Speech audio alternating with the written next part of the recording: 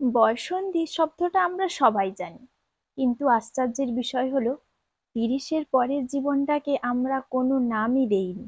অথচ এই বয়সটাও একরকম নতুন জন্ম। বুড়ো না আবার তরুণও না। সংসার, দায়িত্ব, অভিজ্ঞতা সবকিছু মিলে একটি অদ্ভুত বয়স। ৩০ পেরোনো নারীরা বেশিরভাগ ক্ষেত্রেই অন্তত ৬ থেকে ৭ বছরের সংসারী। কারোর ২-৩ সন্তানের মা হয়ে যাওয়ার পরেও ভেতরের কৈশোরী মনটা রয়েই যায় ঠিকই। সেই কৈশোরী মনকে দমিয়ে রাখার ক্লান্তিকর চেষ্টার মধ্যেই কেটে যায় প্রতিদিন। সমাজ তাকে আর কিশোরী হতে দেয় না, অথচ মনের ভিতরে সেই চঞ্চলতা অটুট থাকে। দিনের শেষে যখন রান্নাঘর নিভে যায়, অফিসের ফাইল গুছিয়ে রাখা হয়, তখন মনের কোণে জমা হয় না কোনো গল্পগুলো। কে শুনবে এইসব? সংসারের লোকজন? তারা তো সবাই ব্যস্ত। বন্ধুত্ব নেই বললেই চলে। এক সময় যে বন্ধুত্বগুলো প্রাণের সমান ছিল, ৩০ পেরোনো জীবনে সেগুলি কেবল স্মৃতির পাতায় আটকে থাকে। ৩০-এর পর নারীরা এক অদ্ভুত রোগে ভুগেন, নস্টালজিয়া।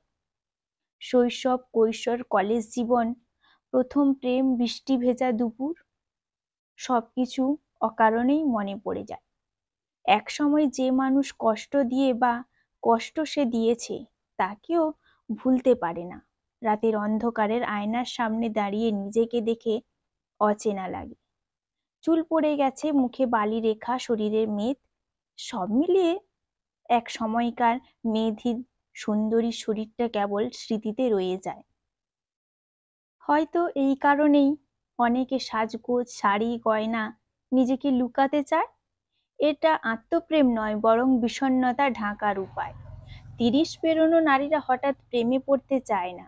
তারা আসলে চায় একজন শ্রোতা, যে কোনো জাজমেন্ট ছাড়াই সব কথা শুনবে। সংসারে থাকা মানুষটা আবার নতুন করে পেতে চায়।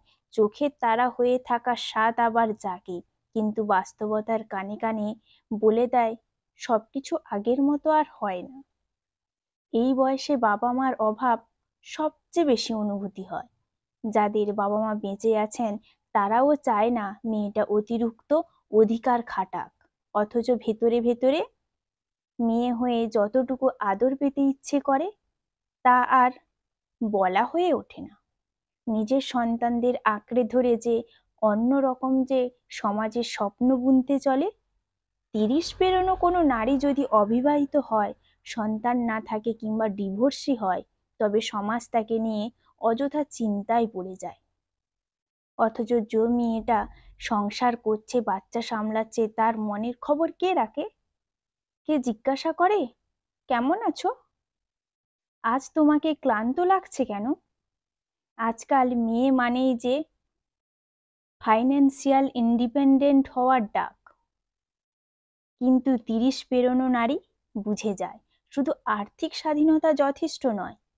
অর্থ থাকলে সময় থাকে না, সময় থাকলে অর্থ থাকে না। তাছাড়া সমাজ তো কখনোই পুরোপুরি স্বাধীনতা দেয় না। মেয়েরা যতই উপার্জন করুক, মানসিকভাবে সমাজে শেকল ভাঙা কঠিন।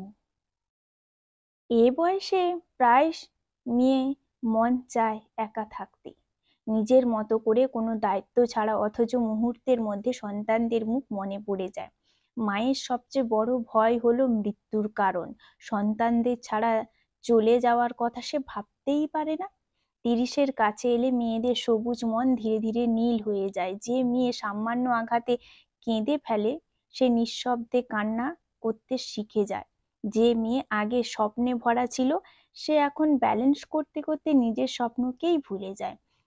বা একবার সন্তান জন্ম দেওয়ার ধরন শরীরের উপর যে কতটা প্রভাব ফেলে তা সে বোঝে।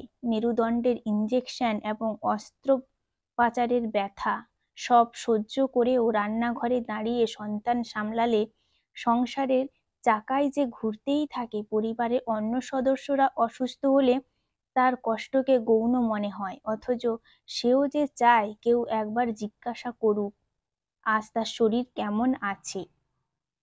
৩০ পেরোনো নারীর মনে সবচেয়ে গভীর চাহিদা হলো যত্ন। তারা খুব সামান্য কিছু চায়, কেউ যদি বলে আজ তোমাকে খুব ক্লান্ত দেখাচ্ছে বা তুমি অনেক কষ্ট করো, এইটুকু তার কাছে বিশাল প্রাপ্তি। 30 পেরোনো নারীর জীবন হলো নীরব এক সংগ্রাম। সমাজ তাকে নানান নামে ডাকতে ভালোবাসে, মা, স্ত্রী, কর্মজীবী নারী, কিন্তু তার ভেতরের মানুষটাকে চেনে কজন? এই বয়সে নারীরা শুধু দায়িত্ব নয়, একটু যত্ন, একটু বোঝাপড়ার প্রাপ্য। আমরা যদি সেটা মনে রাখতে পারি তবে 30 পেরানো জীবনের নাম হয়তো একদিন পাওয়া যাবে, আর সেই নাম হবে আত্মিক পরিপূর্ণতার আরেক নাম।